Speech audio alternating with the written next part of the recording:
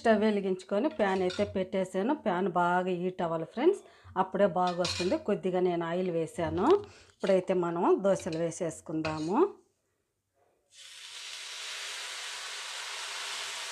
ఇలా వేసుకోవాలి, రౌండ్గా అడ్జస్ట్ చేసుకుంటూ. చూడండి ఎంత బాగా వస్తుందో. ఇలా వేసుకొని రౌండ్గా అడ్జస్ట్ చేసుకుంటూ వేసుకోవాలి.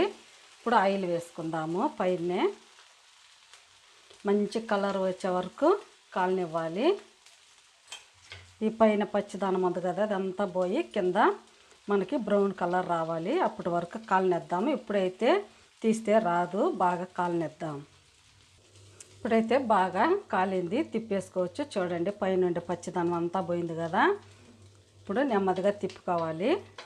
చూడండి ఎంత బాగా వచ్చిందో. ఇంకో వైపు కూడా బాగా కాలనివ్వాలి.